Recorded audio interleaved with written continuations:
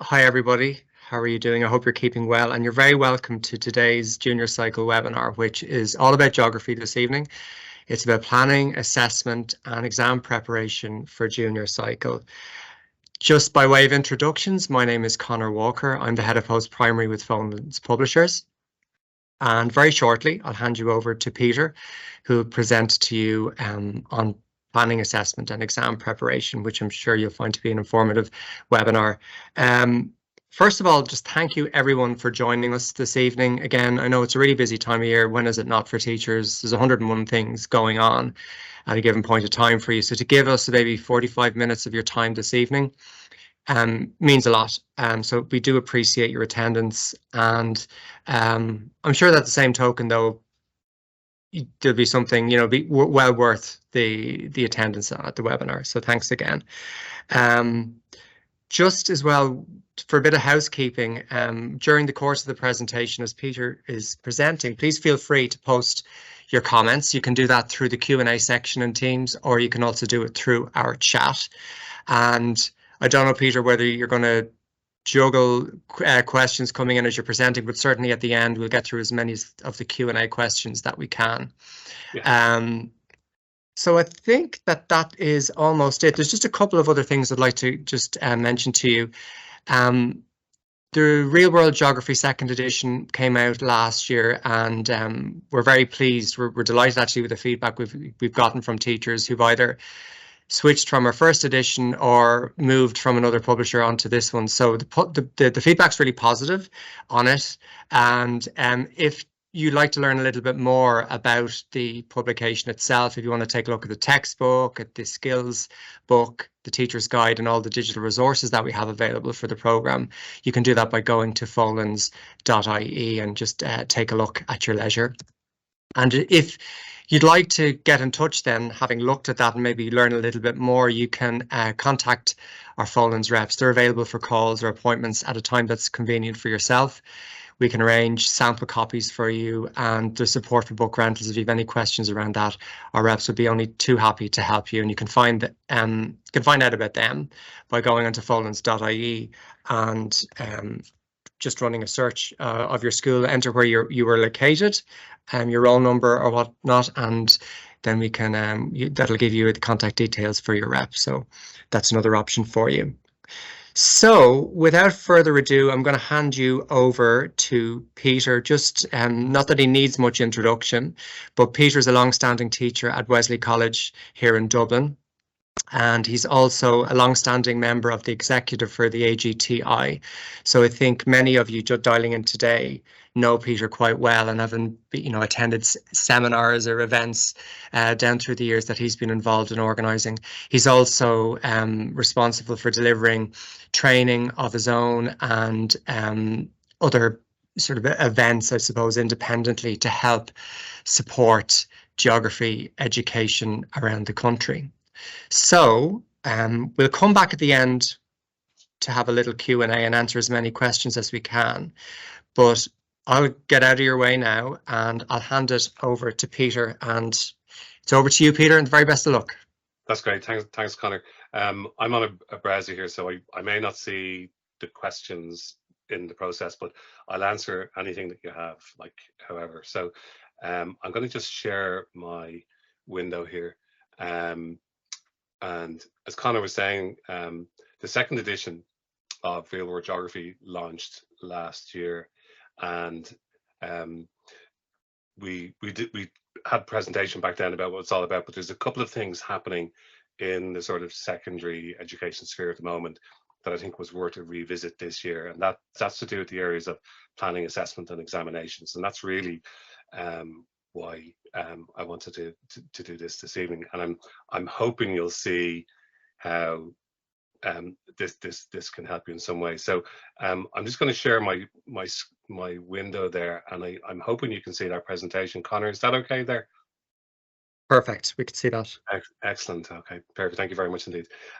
So there's a couple of documents here which you may have at the least heard about, if not actually read. But you should really try to get your hands on these if you haven't already. So the first one is looking at our schools 2022, and I'm going to show you just a clip from that in a second. It's all about the sort of teaching and learning standards and expectations that that the department expects of teachers, and that becomes relevant for us when there's an inspection mostly. And then there's the school self-evaluation guidelines, which has been in train now since 2016. There's an update this year, and the key drive from that is how schools can improve themselves. Okay, so I wanted to show you this. I'm just going to get a pen here. These are the domains and standards in the Looking at Our Schools document. Now there's more detail that sort of breaks these down in the document, but I just picked out this sort of summary slide because there's a couple of things in here that are important from a planning, assessment and examination, and even an inspection point of view, right? So in terms of learner outcomes, are students enjoying their learning? Okay, that's probably one of the most important things, because if students are enjoying their learning, they will, they'll do quite well. And the other one down at the bottom here, are they attaining the learning outcomes for their subject? Okay, so in our case geography, right? So you can go in and you can do your teaching, and if you were landed with inspection, that's one of the things that they would look for. Now, inspection aside, that's the kind of thing you'd want to do. So the thing that will really help you with that is the planning, hence the planning part of tonight's talk. Okay, and I've loads of stuff on this that I think will be useful to you. In terms of learner experiences, and this is actually quite important, are they engaged purposefully in meaningful learning activities? And that really is about matching the teaching and learning to the requirements of the students to demonstrate they've learned or they've acquired the learning outcomes in their subject. Okay, in terms of the individual teacher, right, have they got the subject knowledge and pedagogy and so on, stuff that you're familiar with? But the other thing that's important here is, are teachers engaged in planning, preparation and assessment practices that help students progress and it's matched to their learning?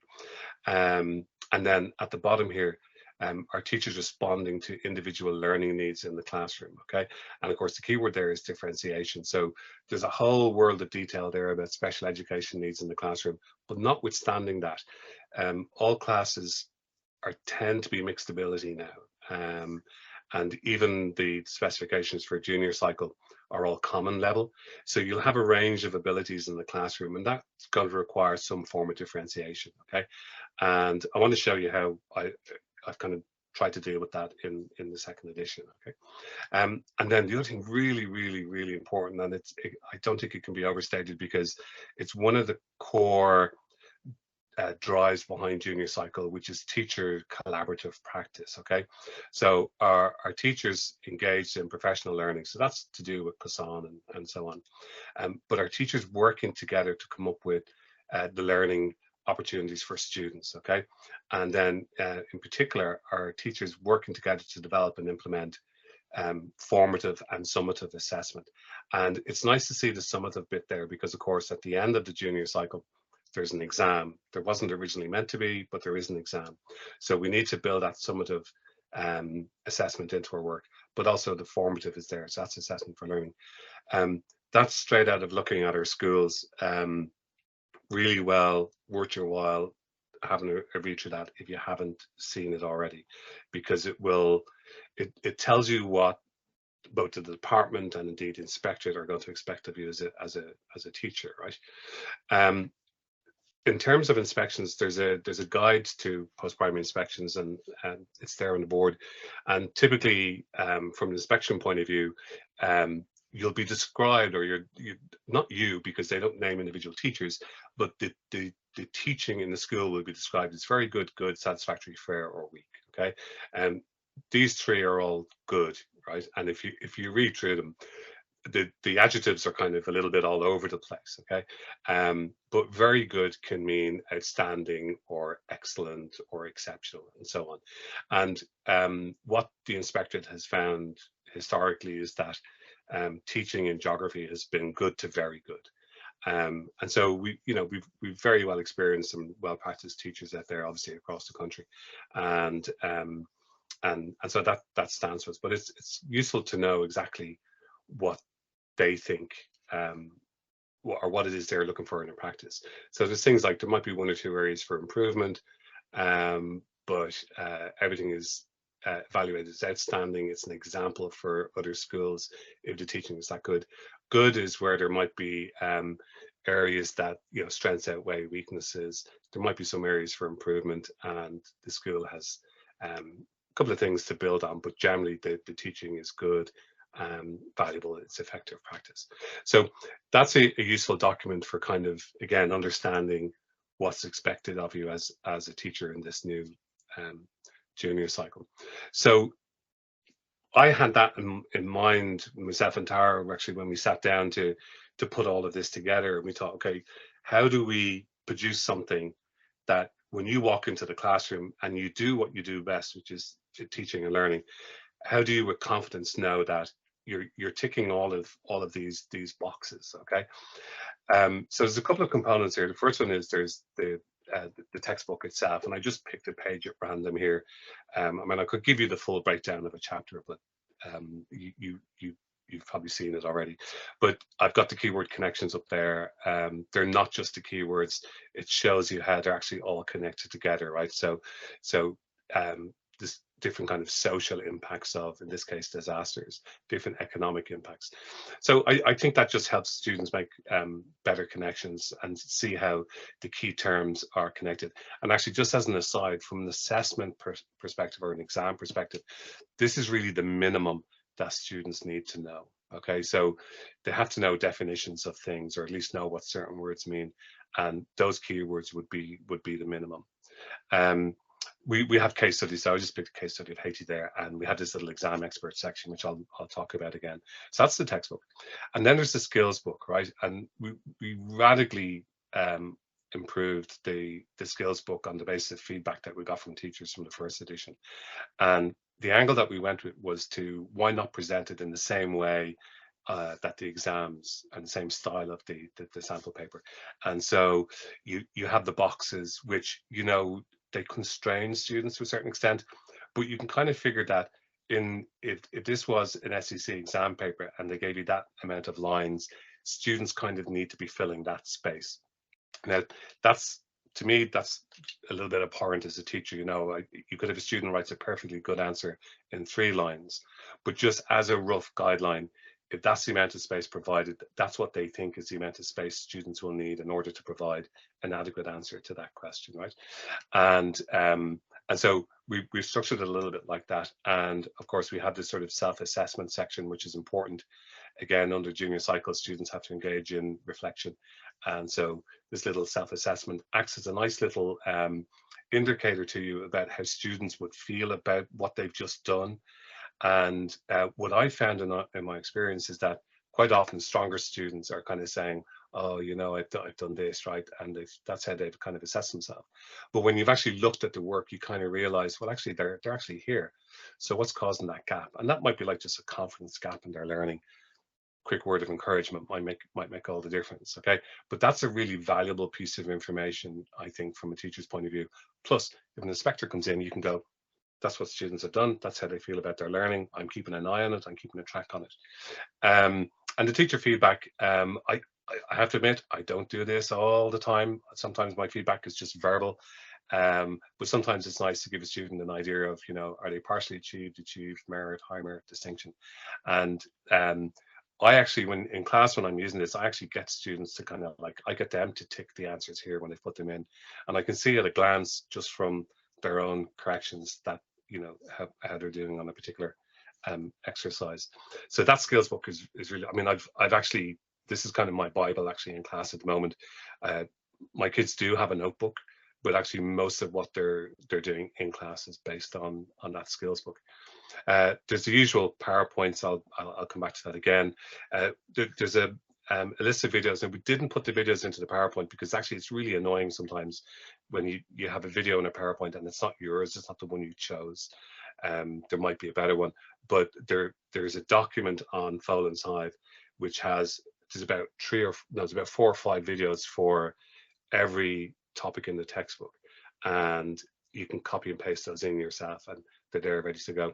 Plus, if you're in a school with digital devices or with laptops, there's a whole bunch of digital activities like this drag and drop. Now that's just a screenshot, so it won't work for me. But they're great for like little quick revision things, and they're great for sort of adding little fun elements to what the kids are doing in class.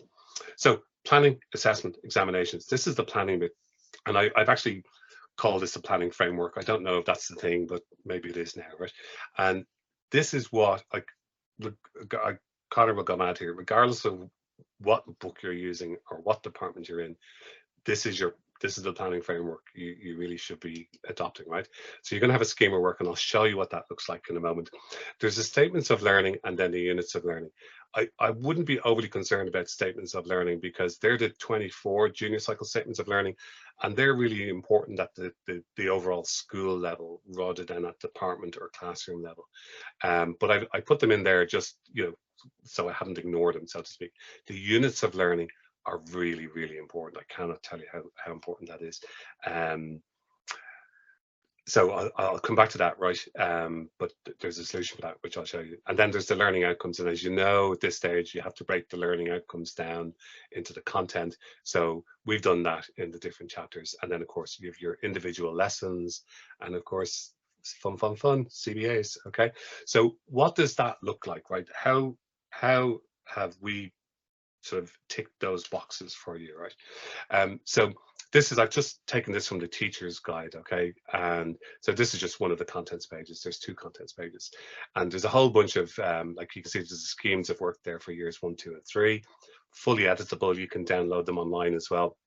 You have all the action verbs, so it's like a desk reference. I mean, I actually keep this in my classroom so I can open it up from time to time. And then there's a whole bunch of sort of templates that you can use for CBAs and for units of learning, and I'll come back to that. And then there's a whole bunch of lesson plans. There's one for each topic, so you can add detail obviously for individual lessons and to suit yourself, but there's one of those for each topic.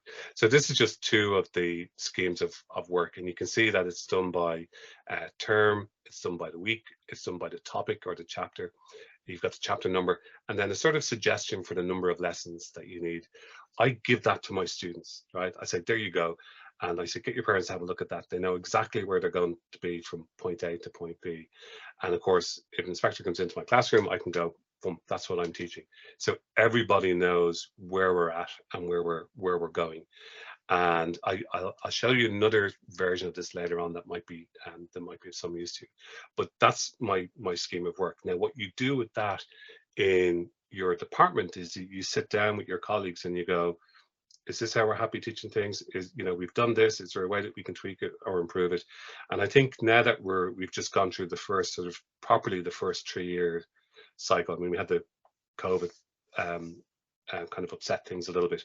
So, but now that we've gone through sort of the full cycle of junior cycle, the new junior cycle geography, it's a good opportunity to sit down and say, right, are we happy with the way everything is there? This outline of topics is just a suggestion. You don't have to follow those. I know that some people will go, well, look, that looks very linear. There's a problem with this issue of linear in geography because everything is so connected. So when you're teaching, for example, earthquakes, there's a connection there to settlement and to impacts of earthquakes on settlement. So it doesn't have to be linear just because it's presented in a particular way. But that's a whole other argument. But you would sit down with your department and say, right, how will we tweak that, right? So that's your scheme of work. And out of that, you want to get, you might consider how you build your units of learning and then your individual classes, okay? So I literally just finished this last night. I've got 12 units for real world geography 2, right? And we're meant to give them kind of cutesy names. So I gave them sort of cutesy names like Third Rock from the Sun, Between a Rock and a Hard Place, and so on. And each of those then has a set of learning outcomes. You have the action verbs. This will be familiar to you if you're at the cluster day. You have, so I've sort of put in overall learning intentions for the unit as a whole. And then that kind of breaks down into individual learning intentions, and I'll talk about these numbers later. But you can see that there's manufacturing there, and then that ties in with economic development. So you have that cross strand approach. Okay, there's strand 1, their strand tree over there. And that's really the key thing about nonlinear, is that you can cut across the strands where necessary. And all of those units of learning do that. And indeed, some of the topics are kind of repeated in different outcomes. So you could have settlement in with, say, urbanization, in with urban change over time, but you can also have settlement in with earthquakes, or you could have globalization in with, say, urban change. So there's a full set there, and they're editable. And I think Folens are going to make a sample of these online. And if you happen to adopt this program, you'll get the full 12 units. Again, same thing as for the scheme of work. You'd sit down in your department and you go, right, how do we tweak this to suit our context? Okay, and that's important, because you want to bring in some things that might be more familiar to your students locally into your units of learning, and that's important. But you do that within your department. You sit down and you have that conversation, and you keep a record of it, importantly, so that you have that if anybody wants to see evidence of your collaborative planning. Okay, so that's kind of important. So what we did then is we have each of these topics, and we have the sort of the learning outcomes. And what we've done is we've broken them down into what's familiar geography. Now, some people look at this and go, gosh, that's not very junior cycly, Mr. Lydon, right?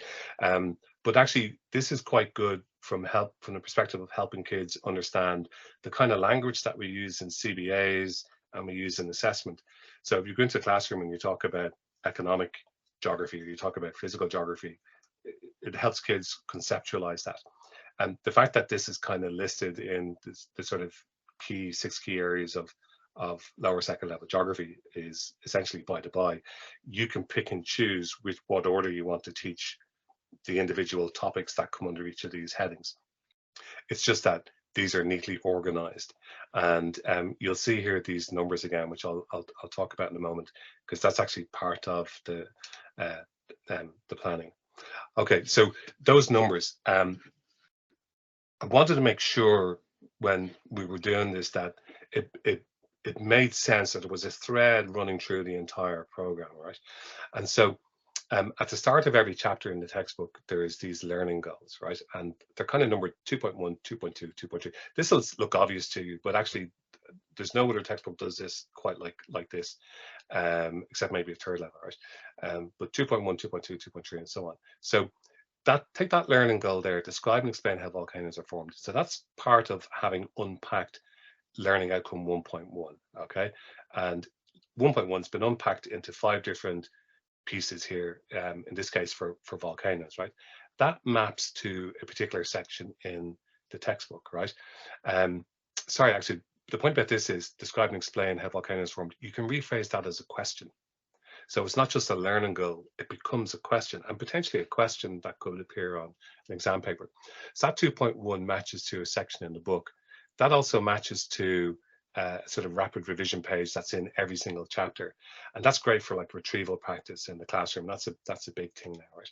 And then that also maps to the skills book, right? So there's a clear run through.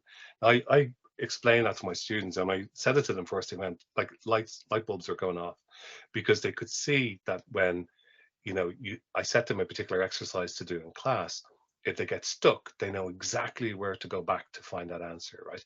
It's a pathway for them through their learning, which is really what it is. Okay.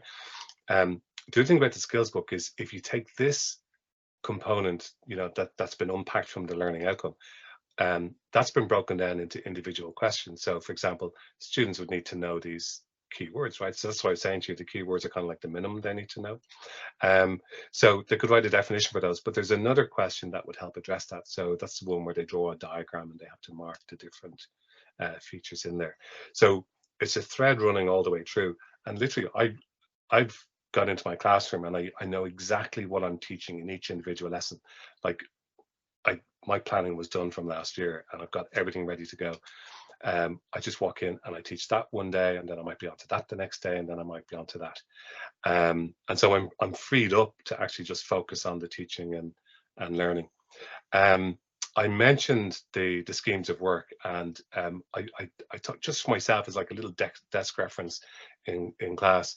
I've got this sort of where I put the learning goals in onto the scheme of work, and I know what chapter it's on and what number of lessons I'm kind of roughly, so I can kind of go, well, that's going to be 3 lessons, and that's going to be 3 lessons. And I'm not too prescriptive about it because it depends on the cohort. You might have a weaker class or a stronger class, and you don't necessarily have to show evidence of a lesson plan, a class lesson plan. You do have to have termly plans. It's in the looking at our schools document. You have to have termly and yearly plans, but I wouldn't prescribe individual lessons because you need to keep that flexibility in class. Okay, so in terms of assessment, there's a whole bunch of things here. So CBAs has everybody worked up to the hilt, and really I've tried to simplify this both in my teaching and in a couple of talks I've done for different groups. It's really nothing more than a project that kids have to kind of fill into a particular template. Okay, and so what we came up with is these CBA warm-ups, right? So this is a real live news story. It's like an updated, you might be familiar with Nevada del Ruiz. That's a bit old now. This was a similar kind of eruption in Guatemala back in 2018, June 2018. So that's a proper news story. And with that is basically a CBA story. Okay, now kids could go off and research more sources, and they should. But if you had a particularly weak student, I mean, they could just focus on this, and that would help. But you'll notice down here, I've put the 5 WH questions in bold. Okay, and they are, that's what kids have to find out about each news story. In the teacher's guide, there's a template, and it actually sort of explains, and I give this to students, you've patterns, processes, system, scale, social, economic, environmental impacts, and so on. So what they do is when they have the answers to those, they just feed them in, right? So the where and the when, well, that's patterns, right? The who was involved, well, that's the social impact. How did something happen, or why did it happen? Well, that's systems and processes, okay?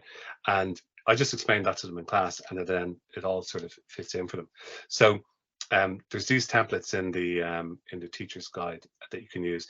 Now, those templates are also in the textbook, but they have the explanations beside them. It's just you'll get the blank version in the teacher's guide, okay? But literally, that's your CBA, and there's a few of those for CBA 1, and there's a few for CBA 2 in the textbook. Okay, so then other things in terms of assessment.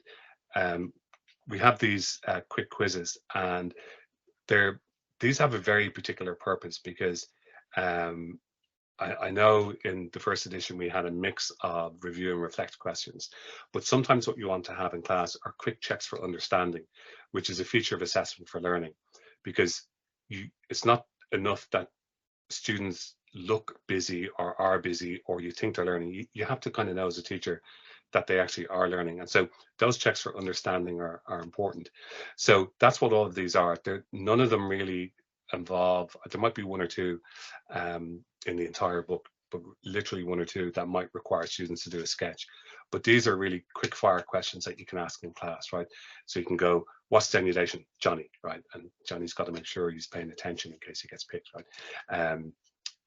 Gives you a definition, right? Give me a definition of mechanical weathering, Susie, right? And then Susie will give you a definition. So they're just quick checks for understanding. On the PowerPoints, we've put in higher order questions because, again, that's actually quite important to show. Firstly, inspectors look for it. And secondly, you want to stretch students. You want to see how far they can go. And so sometimes you need to ask a harder question just to see, okay, have they got that? And if you ask simple questions all the time, students may not be progressing. It's when you ask slightly harder questions that you can see where students are in their learning. So on all the PowerPoints, there's a whole range of these sort of higher order questions, and they're deliberately called higher order questions so that, students have that experience of being asked something a little bit more challenging. And if you have somebody observing your classroom, they can say, right, you're doing higher order questions, okay? There's one of these pages, assessment activity pages, in every single chapter, right? And I'm going to, hands up, I haven't used one of these yet. I'm in a school with 40-minute classes. I have other types of differentiation I'm using, but if you're in a school with hour-long classes, these will be perfect for differentiation, because you might have some students who are finished work a little bit early and they need more, and this is one. Now, I am going to obviously use this in some of my classes. It's part of a menu of things that I can use. But you might actually spot that, you know, this is review and recall. So these are lower order questions, and then as you go through, the questions get a little bit progressively harder, because this is designed specifically on the basis of Bloom's taxonomy of cognitive objectives, right? And so as you go along, you go into more higher order thinking all the way down.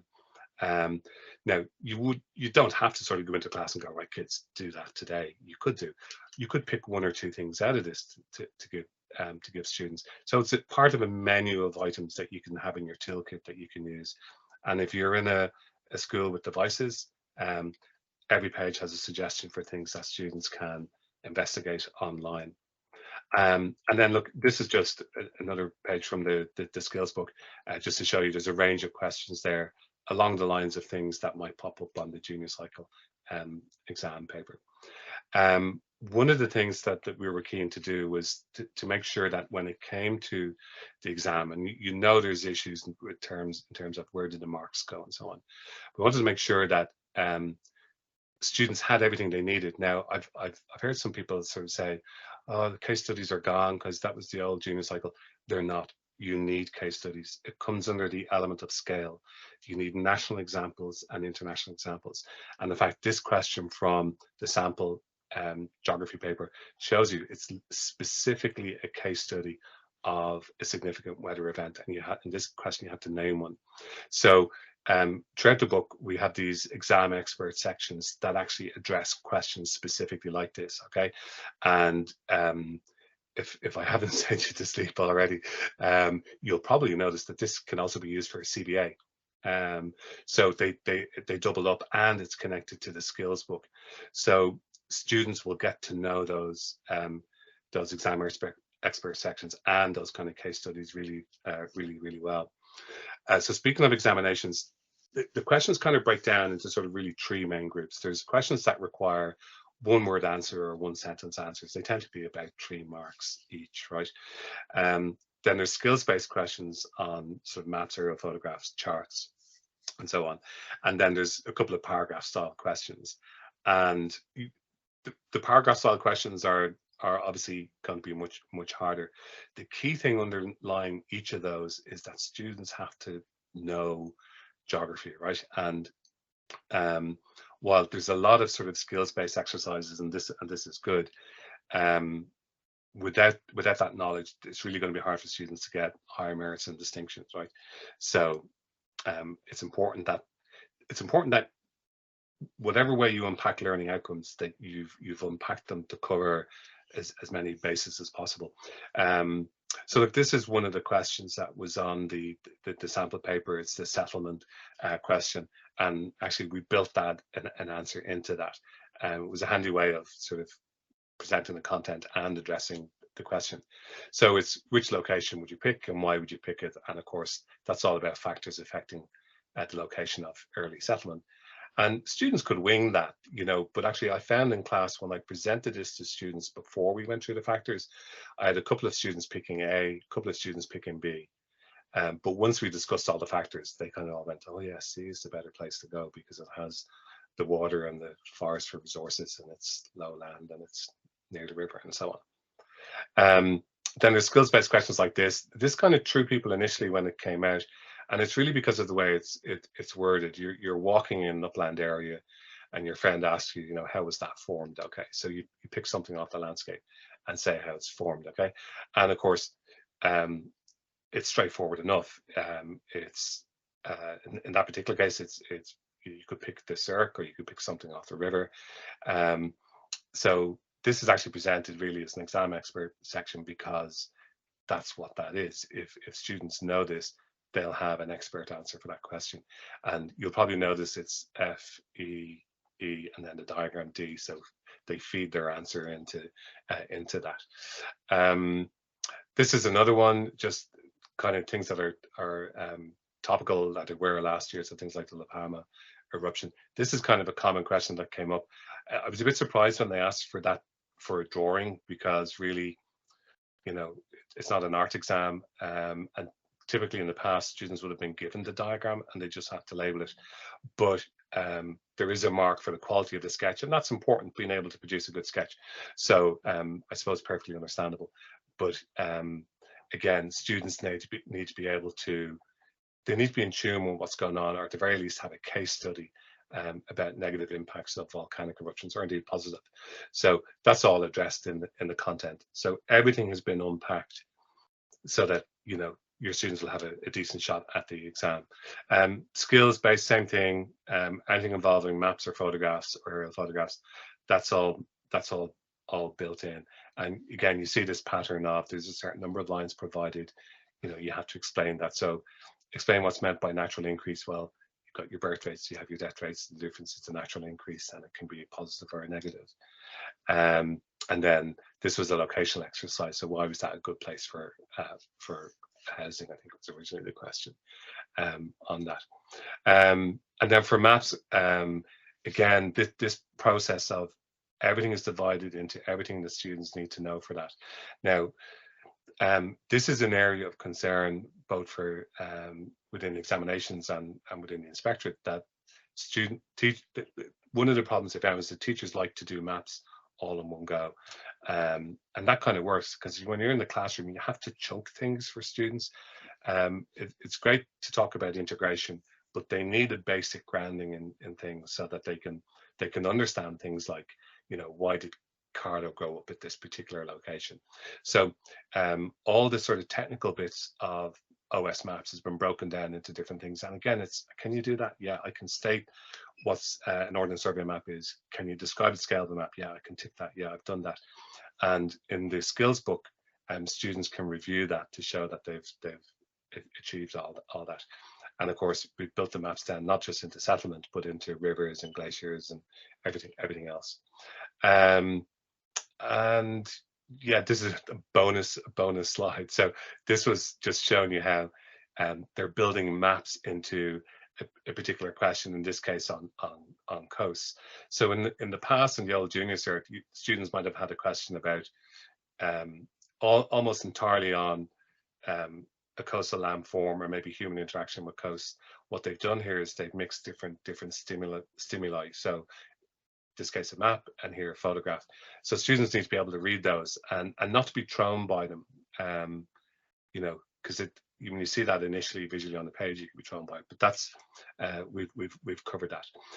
So just in terms of human interaction with coast, there's that photograph from the sample paper. Undoubtedly, it'll be used again at some point.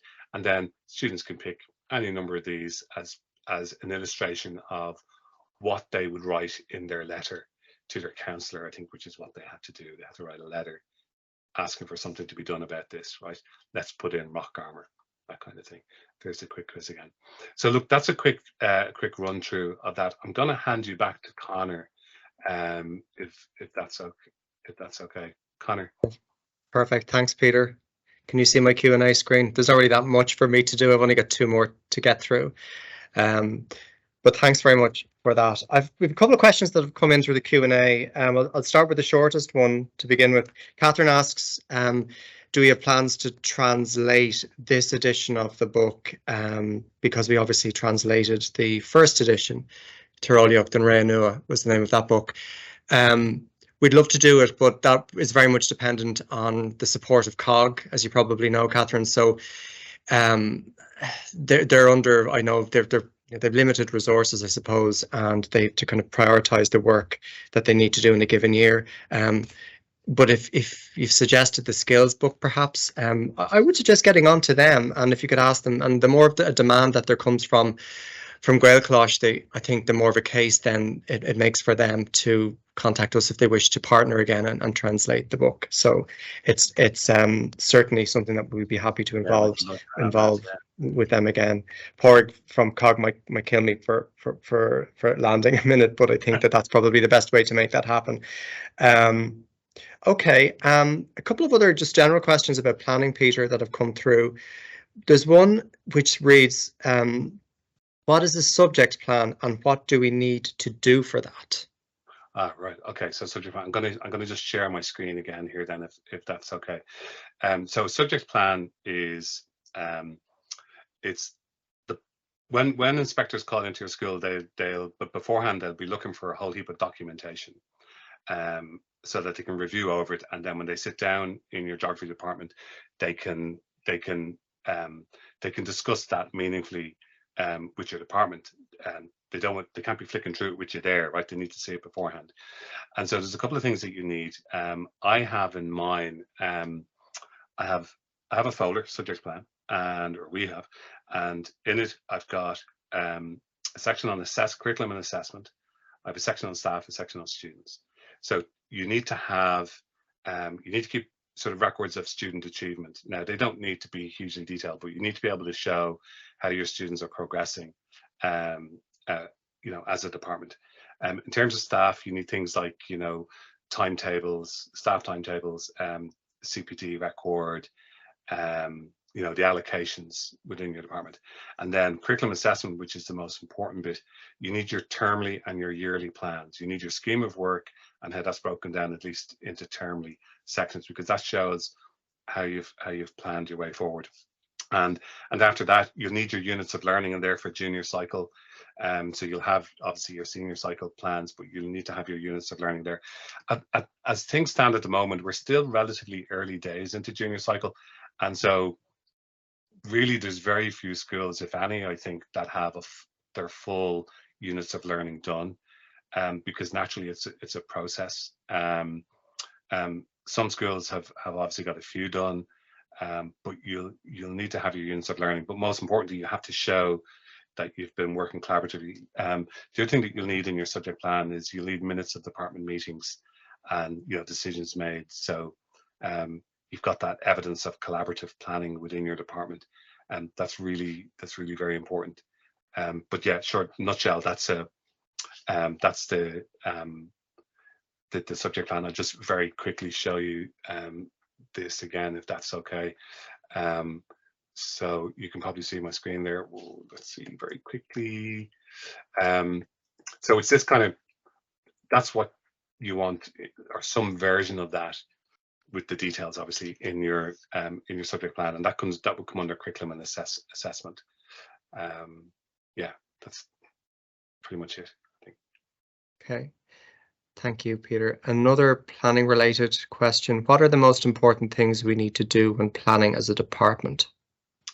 Yeah, actually, there's the thing, like, no, you don't have to have like a perfectly planned, I mean, you could do great, but you don't have to have a perfectly planned, because there is no really such thing, I suppose, as perfectly planned. But you have to be able to show that you're working as a team. If you go back 10 years, quite often geography departments, you had individual teachers you didn't have a department actually, you had individual teachers doing their own thing. One of the big drives with junior cycle is this idea of collaborative professional engagement, that teachers in a department are all working together and they're all singing off the same hymn sheet.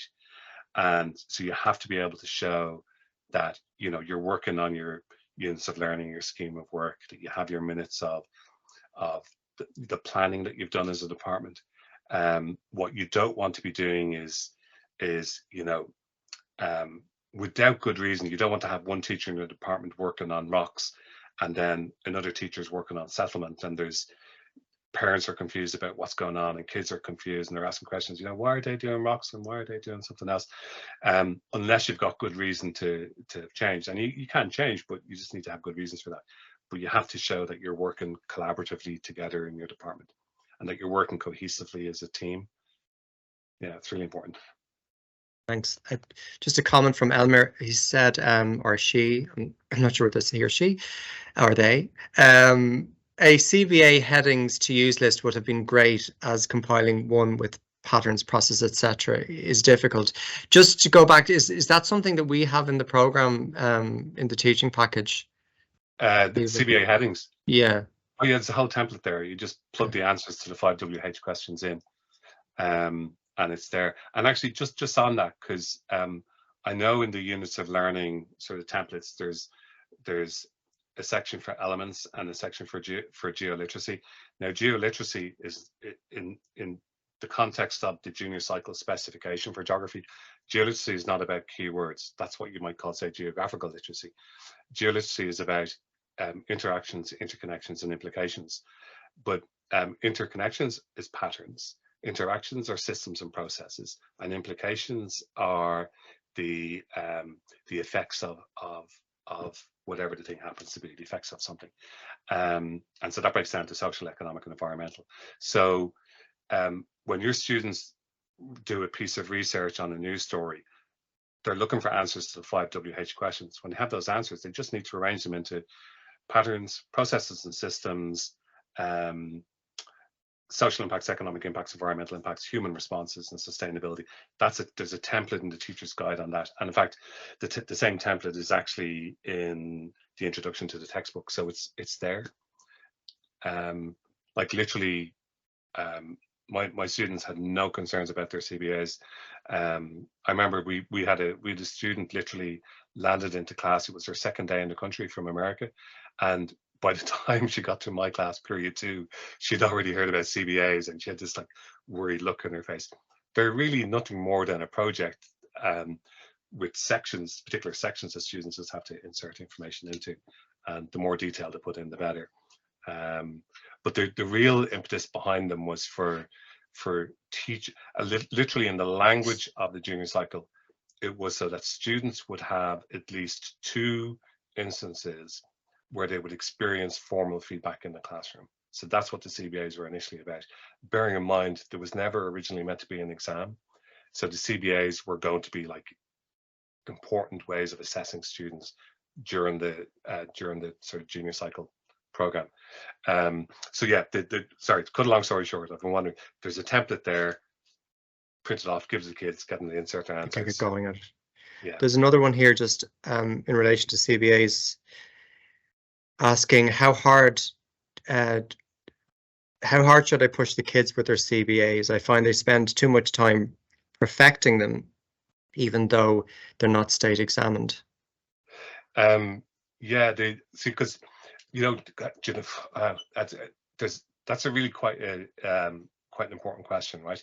Because one of the major criticisms of the junior cycle, and indeed the Leaving Cert to a certain extent, is how much detail do you have to go into? Okay, and when you don't know how much detail you have to go into, the only thing you have to go on is your deadlines. So CBAs are over a 3-week period. So it's really whatever students could do within a 3-week period, preferably mostly in class, because it's classroom-based assessment. But there might be times where kids might have to do a little bit on it at home. But ideally, you want them to try and get it all done in class. It's 9 periods, 9 40-minute periods. That's it. And if they're spending too much time on what you might loosely call the pretty stuff and not enough time on the content, all you can do is say to them, look, leave the pictures alone, go spend a bit more time on the writing. And once you've given them that feedback, no harm to actually keep a short record of the kind of feedback that you might have given students. Can I show you something here? Just kind of, I could share my screen again, because actually this will go up on Hive, I think, at some point. Let's get my computer. Sorry for that, I keep sharing this. I have a little booklet here just to show you. It'll probably ask me to sign in, but we'll see. So that scheme of work, you'll probably see it there. I actually had this printed off as a booklet, and I keep it in my classroom. And when I finished doing Fall Mountains, I wrote little notes in, just little things that I might improve in my class. It's a little booklet in my classroom. If I ever get inspected, I'll pull it out. There you go. I do this ongoing reflection.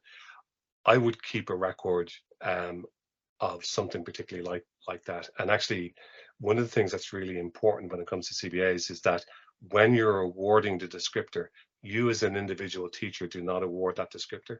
It's your department that awards that. So if somebody goes, oh, my son spent 10 hours doing those diagrams and you only gave him in line with expectations, you can say, our department felt that that's what that was, that it was in line with expectations. So all you can do is advise them, keep a record of it, and that's it. But you can bring the horse to water, you can't make them drink it. And so long as you've advised them and given them that feedback, you're covered, you know. Okay. I'll just double check our questions to make sure I haven't missed anything. Yeah, I can't see the Q&A here, so Yeah, just in case. I think most of them come through, and I'll just check chat there as well. Yeah, I think that's effectively covered everything, Peter. So I think we might wrap it up there. So firstly, Peter, thanks very much for that presentation. You covered a lot, I think, in that, and you know, from a planning, but also an assessment and exam point of view. Yeah.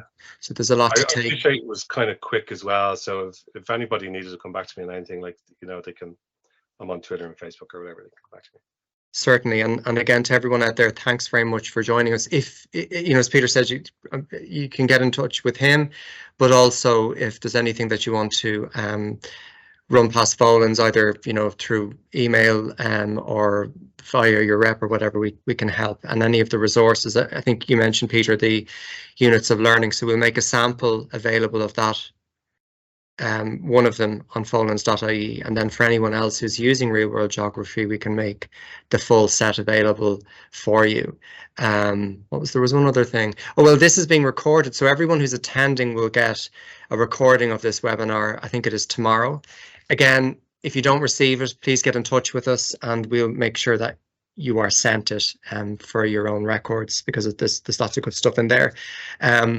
So in the same way that you're thanking us, I can see in the comments, we really do appreciate you joining us. Familiar names there as well. Yeah. Hi, Emma. So thanks so much. Again, it's been so real world geography was something that we published last year. I think that, like all publishers, with the introduction of the new specification, there was an element of having to do a little bit of a blind with the first edition, and they needed to see how things bedded down. But I think with the specification bedding down, with what I suppose you learn and your expertise, the expertise that yourself and Tara brought to the table with the second edition, I think the results of that, or we're seeing the fruits of that in terms of all the positive feedback that we're getting from users of the second edition. So again, thanks for that. And I'm hoping that the teachers out there using it are gaining benefit from that book. So with that, I think all remains for me just to say thank you very much again and have a lovely evening. Thanks, Connor. And if people want to get in touch with me, just my Twitter is at Peter_Lydon, and Facebook, like anything that you want to ask, just don't be shy. Perfect. Thanks, Connor. I just sorry, I have somebody's throwing their hand up there. Maybe they have a question. Do they want to raise? I don't know. No, that was just me. I was going to say, just wanted to clap and say thank you. Oh, it's a clap as opposed to a raised hand. I did it wrong. That's Caroline Mooney joining us. Thanks, Caroline. Thanks for joining us, Caroline, and everyone else. Thanks, everybody. Talk to you again. Bye now. Thanks.